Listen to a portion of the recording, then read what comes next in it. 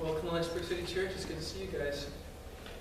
My name is Joe Decrion. I am one of the pastors here at the City Church. And if you're sitting there, please feel free to offer up some quiet prayers for me.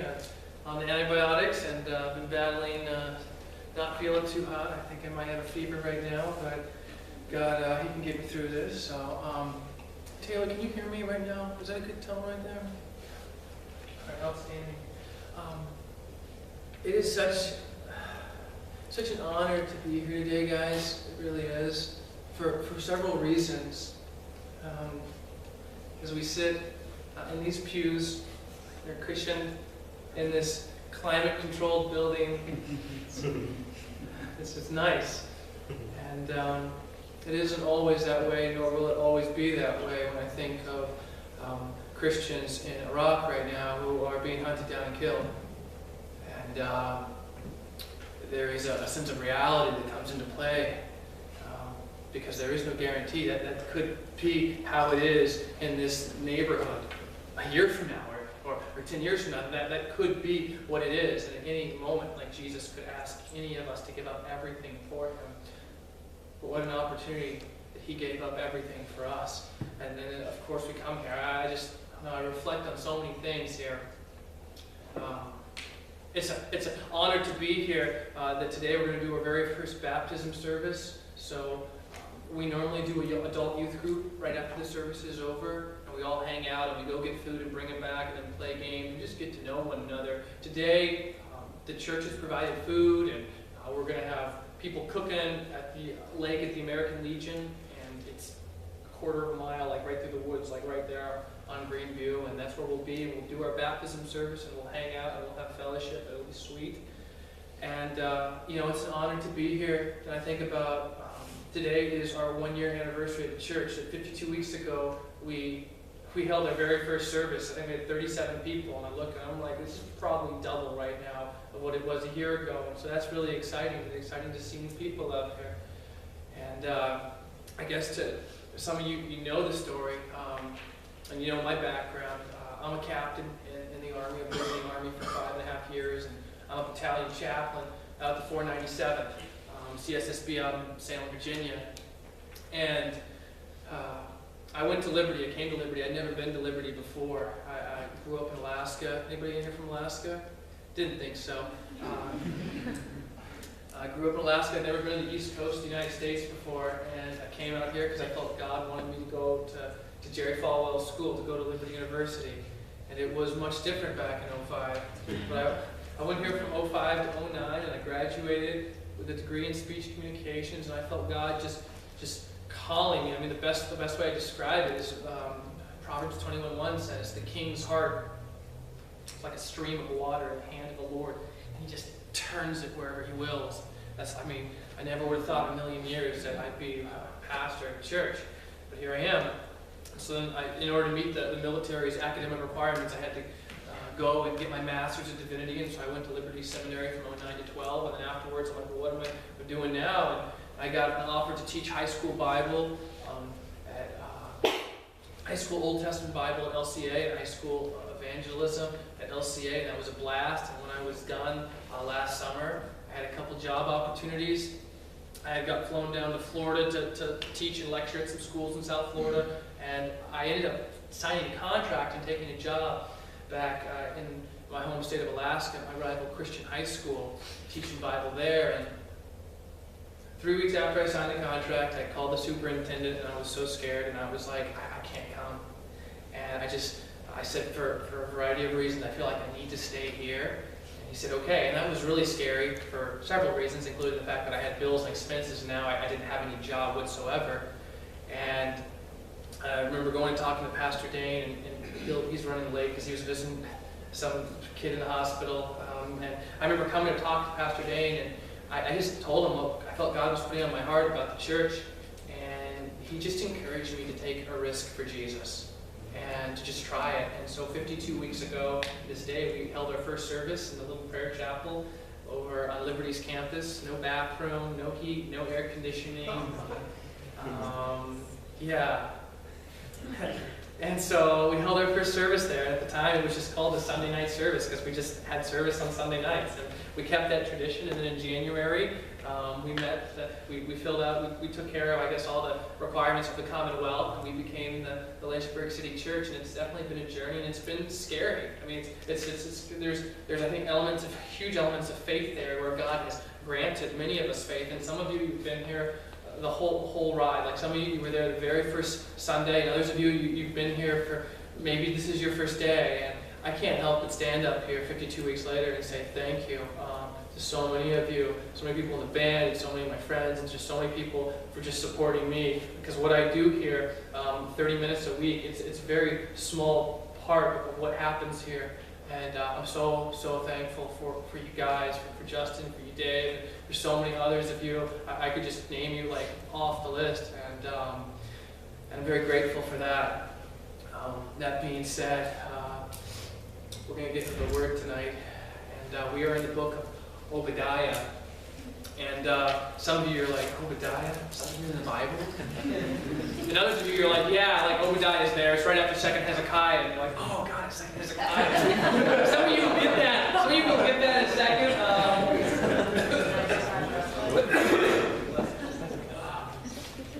So we're in Obadiah.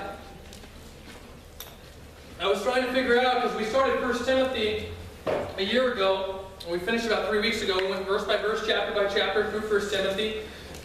And we got done. I was trying to think, all right, well, I'd like to go Old Testament, New Testament, Old Testament, New Testament. I think that'd just be cool, keep things fresh. And so I was like, all right, what Old Testament book? I'm thinking, what do I know the least about? What have I never, ever heard a pastor preach a sermon out of? I'm like, I'm trying to think of the most obscure thing. And then I'm like, I got to go with Obadiah, the shortest book in the Old Testament at 21 verses, 291 words. It's very obscure. It's very obscure. And up until about 10 days ago, I knew very little about Obadiah. And for the last 10 days, I felt like I was back in seminary, reading everything I possibly can to try and know this book forwards and backwards. And hopefully we'll be in this book for the next, I'd say, 3 to 8 weeks. It's always hard to tell. The book of Obadiah was written sometime in the mid-6th century. Sometime after 586, but yet probably sometime before 553. It could have been written as late as the 4th century, but I'm placing the date of writing in the mid-6th century, and some of you are like, I don't even care. That's okay. It'll make sense in a second. But the story of Obadiah actually begins way before the mid-6th century.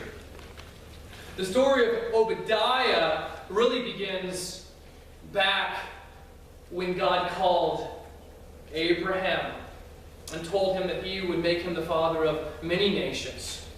Here is a man who is not looking for God. In fact, he's worshiping other gods, and he's quite content to do that. And God calls him out of his pagan society, as God often calls us. And Abraham responded as we respond when given the gift of faith. And then Abraham, his son, was Isaac, and Isaac had Jacob and Esau. And it is in Genesis chapter 25 where the story really begins. In Genesis 25, Isaac's wife Rebekah is pregnant, and the scriptures describe that there was this struggle between these two babies in her womb, between Esau, the older brother, and Jacob, his little brother. And the Bible tells us, and Paul's very clear about this in Romans 9, if you read back down verses 11, 12 of Romans 9, that before they were even born, before they had done anything right or wrong, he loved Jacob. He chose Jacob. He wanted Jacob to be the father of his people, and he said something which goes very much against the culture. God said that the older will serve the younger, which is very strange in ancient Near East customs and culture to say such a thing about the older son, and yet it was. And so these two boys wrestled in their mother's womb, and they were born, and Esau came out, and Esau, this is a manly man. This guy is, he just reeks of masculinity. I'm thinking modern day Justin Woyak, pretty much. And Jacob came out holding his brother's foot. And even right there, it was this foreshadowing of tensions between Jacob and Esau. Jacob, his name would later be changed to Israel, and he would be the father of the nation of Israel. And his brother Esau would be the father of the Edomites. And that is Very important, especially as we look at verse 1 of Obadiah. And if you like history, this is a big history lesson today, because the thing about the 21 verses of Obadiah, verses 2 to 21 are all written in poetry. So it's really important that we understand this. So I'm going to history channel it up as best as I can, Bible version, to kind of bring you into this, through this portal into the ancient Near East, so that you really can get a flavor of what this would have been like. Esau and Jacob were at constant odds with each other. In fact, one day, many of you know the story, and I'll just recount it real quickly. Esau came back from a hunting trip, and he was starving, and his brother Jacob's in the kitchen cooking some stew. He asked his brother for some stew. Jacob says, "Tell you what, I'll give you some stew if you give me your birthright." Esau's like, "Okay, whatever, fine, I don't really care." And he ends up, long story short, cheating his brother out of his birthright. Esau's not really happy. Jacob goes and flees for his life. Eventually, the tensions cool down, and he can come back. But these tensions between these two brothers have existed for a very long time. And it would exist and go on to exist throughout the ages. In fact, when the children of Israel were leaving Egypt, they were coming through the land of Canaan. In Numbers chapter 20, it says they had asked the Edomite king for permission to cross through their land. This would have been Esau's great-great-great-grandson, and he said no. This constant conflict and tension is what I really want you to see. In fact, during the time of the Davidic kings, they were fighting in war between each other. And you have to understand, Edom's not a very big country. In fact, it's 70 miles north to south, 15 miles east to west. It sits right below the Dead Sea to the southeast border of Israel, which is right there in that Mediterranean region. And throughout the land of the Davidic kings, they were constantly at war. At one time, Edom was just beaten into subjection, and basically Israel owned them. Eventually, they gathered their independence, which really sets up for today's story. The year was 609 BC. I'm a dates guy. It just kind of helps my mind keep track of things. But the year was 609 BC. Jehoiakim, that's with an I-M ending. Jehoiakim was the king of Judah. And at this time in 609 BC, Judah was allied to the Egyptians. But there was a new power rising from the banks of the Euphrates River. The Babylonian Empire was at its peak, governed by their king Nebuchadnezzar. He brought his armies through the Transjordan region and went to war with pretty much anyone who opposed him whatsoever. They fought a major battle with the Egyptians in 609, and the Egyptians lost, which was very, very bad news for Judah. This isn't a very militaristic, powerful country. They really leaned heavily upon their allies, and now with Egypt out of the picture, there was nothing standing between them and the might of the Babylonian military. And so, 605 BC, 4 years after the Egyptians lost this initial major conflict, Nebuchadnezzar shows up in Jerusalem with his military, and Jehoiakim has no other choice but to give in to Nebuchadnezzar's demands. I mean, there's nothing he can do. He essentially is owned by Nebuchadnezzar. He's his pet. And Nebuchadnezzar asks for a list of things, and of course they just have to give it to them. They require tribute, they have to give it to them. They require gold, silver, the wealth of Judah and Jerusalem, they have to give it to them. And he also says, I also want some of your people too. And Jehoiakim is in no position to negotiate whatsoever with Nebuchadnezzar, and so the first exile begins. You know the story of Daniel in the lion's den? Daniel and his buddies, this is when they were deported in 605. In 605 BC, at this narrative part of the story, what I'm describing for you, they're taken away. And Judah is owned, Jehoiakim is owned by Nebuchadnezzar. They're his pet for all intents and purposes. But this doesn't go over very well. That type of living arrangement gets kind of old after a while. And that happened in 605. Fast forward, we're to 601 BC now. The Egyptians and the Babylonians engage in another large militaristic conflict. This time the Egyptians win. Jehoiakim, feeling as if the balance of power is beginning to shift back to the Egyptians, decide to renege on this deal that he made with the Babylonians. He was confident that the Egyptian power would be there to help them, and that the tides of power were shifting back to where it was prior to the Babylonians coming. He was sadly mistaken. In 598 and 597, the Babylonian forces came. They wanted their tribute, and with interest, you might say. And they came to Jerusalem. The Egyptians were no-shows. They did not show up to help, as Jehoiakim thought. And while they laid siege for 3 months, Jehoiakim died during that siege. His 18-year-old son, Jehoiakim, actually took over as king. Not that it really makes any difference. And the city was taken. Once again, more exiles, more people, more tributes. Another price to be paid for their rebellion. They take Zedekiah, the 18-year-old boy Jehoiakim, his uncle. They make him the vassal king. He's this puppet figurehead. And once again, the process repeats itself. But, like most processes, this isn't really a great living arrangement for Judah. Yet, it is all happening because it was God's will. If you read according to Jeremiah 27, 1-13, this was God's will. Because of the disobedience and wickedness of Judah, God brought forth Nebuchadnezzar and the Babylonians to execute his judgment on Judah. So Zedekiah is the vassal king. He's Jehoiakim's uncle. And once again, after 3 or 4 years, he becomes restless with this living arrangement. So in 593, 594, he decides to buck the system and form an international coalition with several countries, including Esau's descendants, the Edomites. And they form this international coalition in order to oppose Babylonian aggression through the Transjordan region. Well, they're going to show up again. They just keep coming back, the Babylonians. They want their tribute, and they're going to have it. They want what they want. And so Judah, the southern kingdom, they're in this international alliance and coalition. Not that it matters.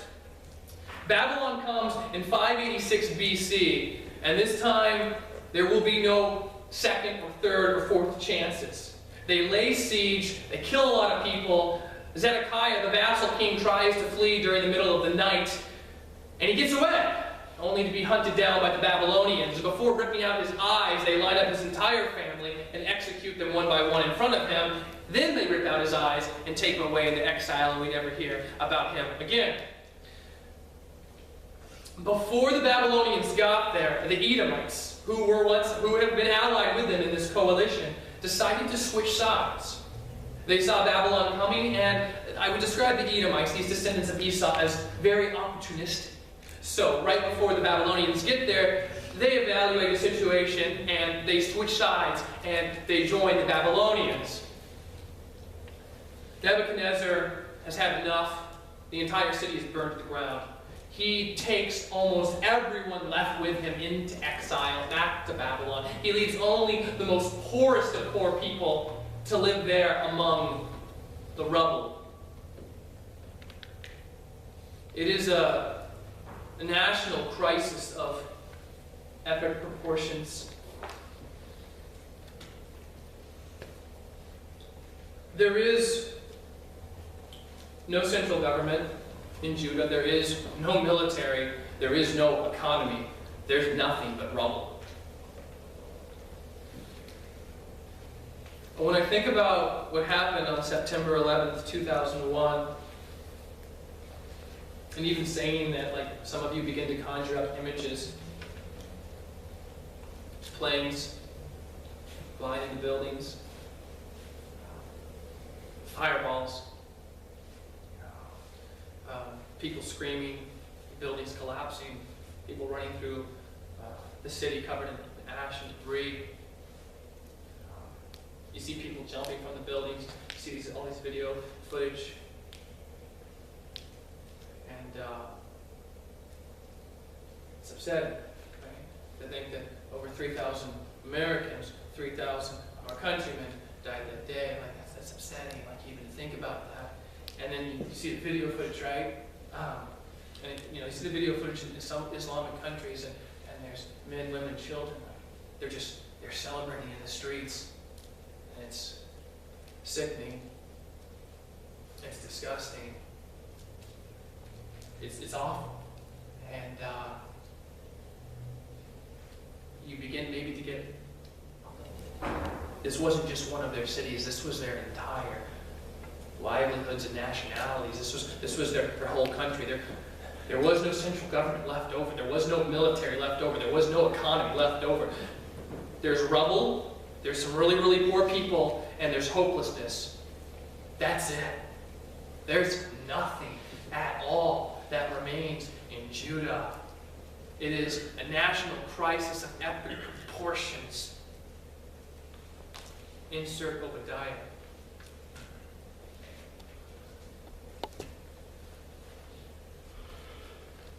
Insert Obadiah. I know that was a very lengthy introduction, but I wanted to set the tone for this story. Set the tone for this to give you flavor. I want you to feel a little bit, maybe just a little, of the hopelessness that these people would have felt.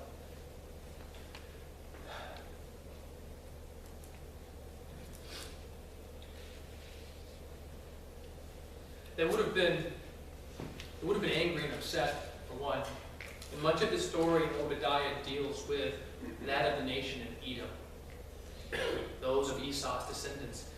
The prophet Ezekiel describes it in such a way.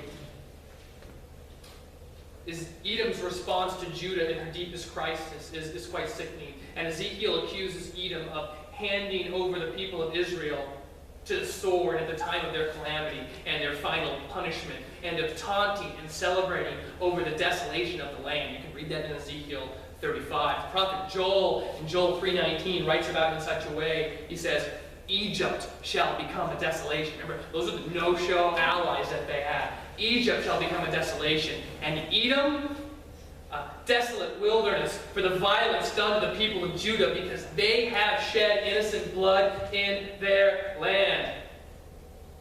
The psalmist, Psalms 137, he says it and describes this picture, describes his feelings in such a bitter, passionate way. He says this, remember, O Lord, against the Edomites, the day of Jerusalem, how they said, lay it bare.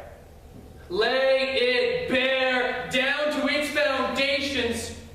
They stood by and they taunted and they watched them be slaughtered.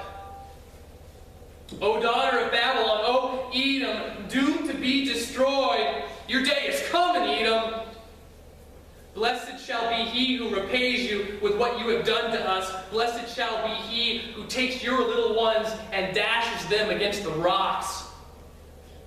The psalmist is not very happy right now. And with good reason. This is the time that Obadiah writes this. And his word says this in verse 1.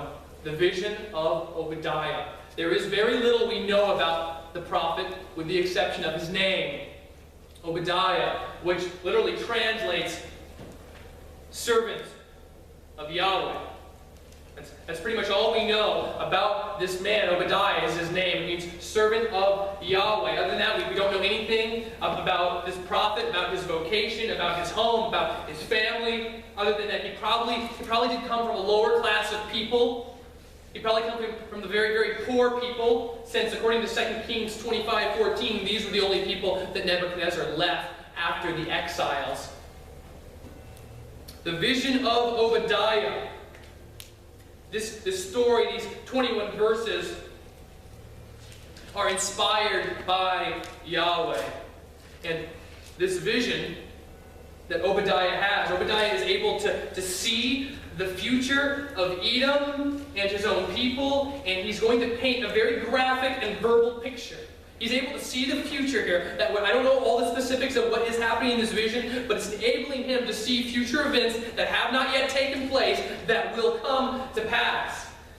And he says, thus says the Lord God, or in the Hebrew, thus says Adonai Yahweh is the original translation. Thus says Adonai Yahweh, the special covenant name that Israel had for God.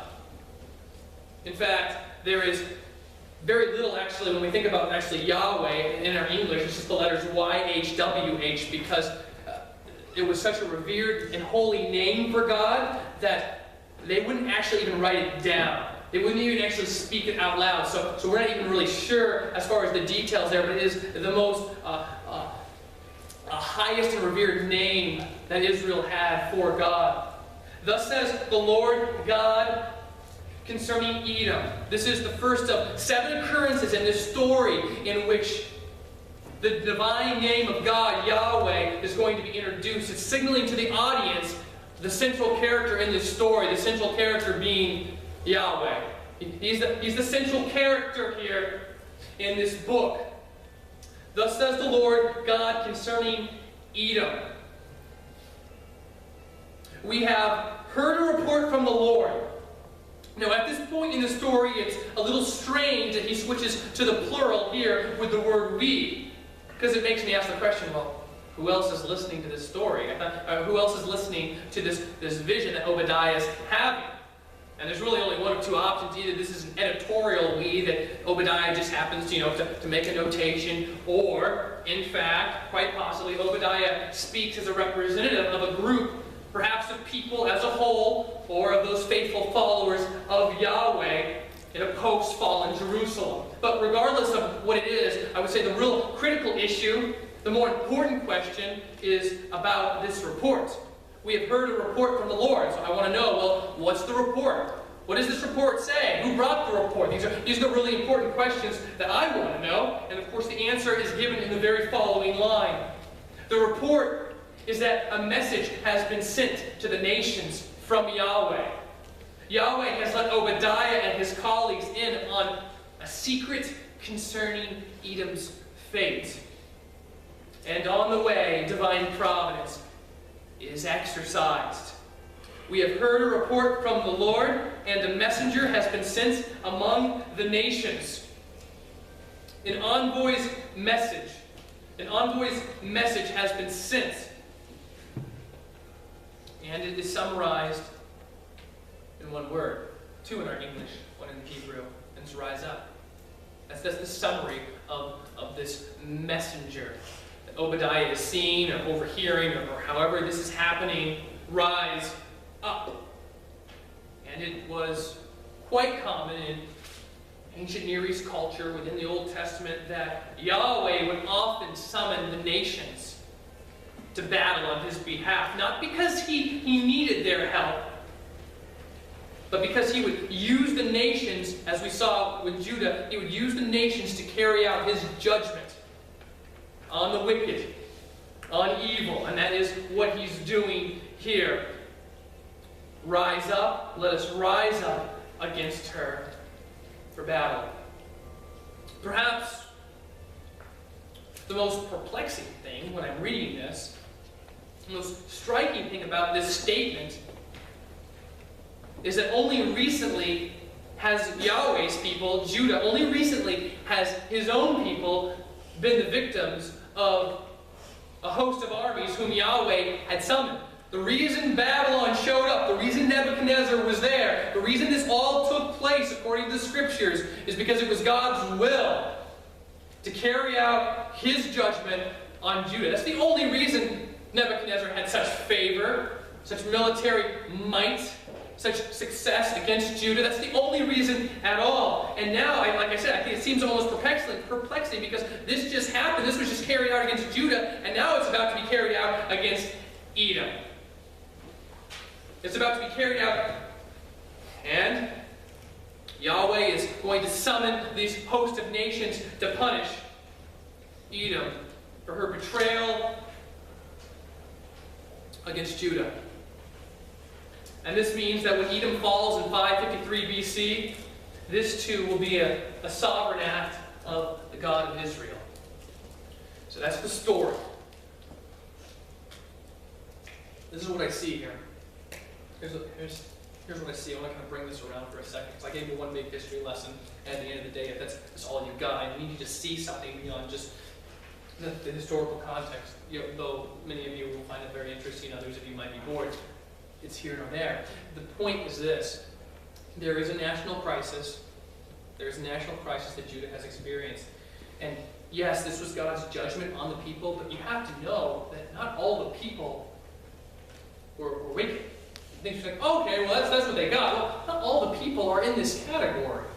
Like, there are still good people there, like Obadiah, who got left behind. And I'm sure a lot of them felt really, really hopeless. They're like, I'm sure a lot of them, right up until the point when the Babylonians were marching, they could see them in the distance coming against Jerusalem, and I'm sure many of them were right there, and they were just praying. They were praying to Yahweh for deliverance, and they probably believed until the very last possible moment that Yahweh would deliver them.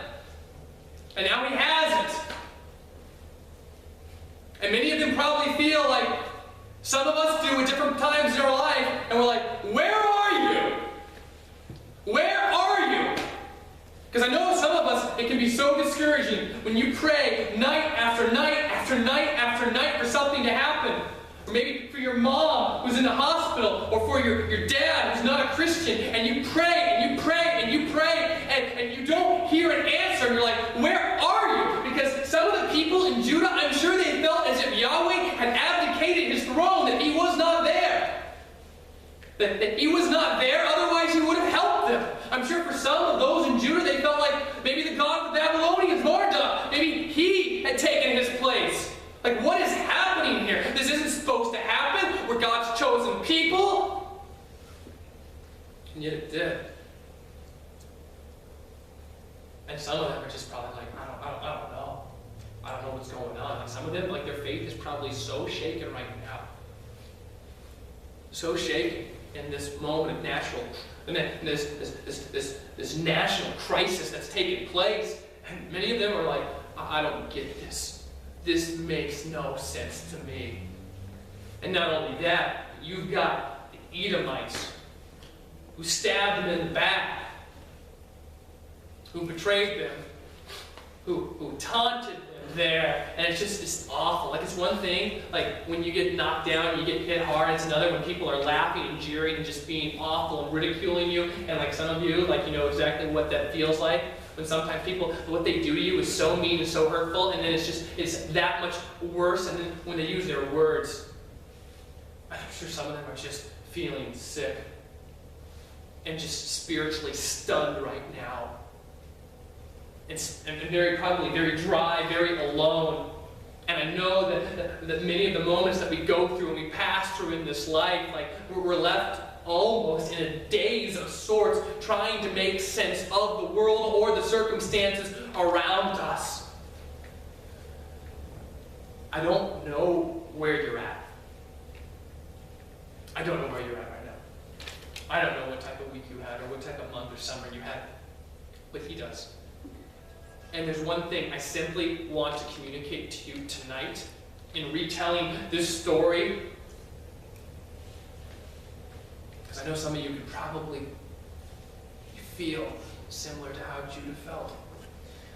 I want to communicate to you tonight that He has not abdicated His throne, that the kingship belongs to Yahweh. There is one reason, and one reason alone, why the Babylonians had success. Because God willed it. And we know that God willed it because it was punishment on them. But God is not done with His people. And God is not done with each and every single one of you. I don't know where you're at. I just know that, like, some of you, you're just so discouraged and you just need encouragement. Who would have thought I'd preach 2 back-to-back sermons on kind of encouragement, right? That never happens. If you've been here for a while, that makes sense to you. Others of you are like, I don't know what's going on. I want to encourage you tonight, for whatever you're going through, for the people who, just that person at work or in your class or on your dorm or whatever, who's maybe just been a jerk or been awful, been cruel to you. I'll tell you right now, we're going to see in the coming weeks, like, Edom is going to get theirs. God's judgment will rain down on Edom for their conduct, for what they did and didn't do to His covenant people. And not only that, but God is not done working with Judah. I think so often the problem is kind of our perception of God, to be perfectly honest. I'm stealing this from John Piper. Whoa. I think think so often when we think about this, because I'm thinking, okay, how are they feeling? They're probably feeling like God's abdicated his throne, that Yahweh's not really there, like they're hopeless. They're like, we prayed, nothing happened. In fact, we prayed, and it's like, maybe we shouldn't even pray. I think so often the problem is how we depict God. I think we often depict God as if he's like a firefighter who responds to our situation. Like, we dial him up and we're like, hey, are you there? Because the poop's kind of hitting the fan right now. And really, really need you to come, okay? Like, I don't know if you had this dialed in or what's going on, but I kind of need you to show up for a second, please. And the fact is, well, that's the wrong illustration. God's not like a firefighter who responds to moments of difficulty, despair, discouragement, or hopelessness in the sense of Judah. He's not like that. Like, God is much more like a surgeon who carefully plans every cut, every detail, every incision, though it may be difficult, though it may be uncomfortable, though it may hurt, and he does so for our good and his glory. What's my point? My point is, in those moments when you're praying and you just feel like it doesn't matter how hard you pray, and it doesn't matter what good you do. You're trying to live out a Christian in a very worldly place, and some of you are just like, I don't even know why you bother trying. My point is be encouraged. The same God who sat on his throne throughout this crisis is the same God who sits on his throne through every single crisis that happens today and that happens in your life. And he does so, and he governs it in such a way. And he does it for your good and his glory. And it might not always make sense in that moment. And I'm sure it didn't make sense for lots of people in Judah. But I want to encourage you with that understanding and with that story. Yahweh has not abdicated his throne. He is king, he is sovereign, and he is calling the shots. And Edom, you better watch out, Edom. Edom, his wrath is coming for you. Okay? Cue up Kesha, start timber because it is going down right now. It is. He is not going to forget what they did, nor will he forget the evil things that man does to us. They will be judged, if not in this life, then in the life to come. Take encouragement and take hope in that story when you leave this place today. I know I did. As the band comes, I want to pray.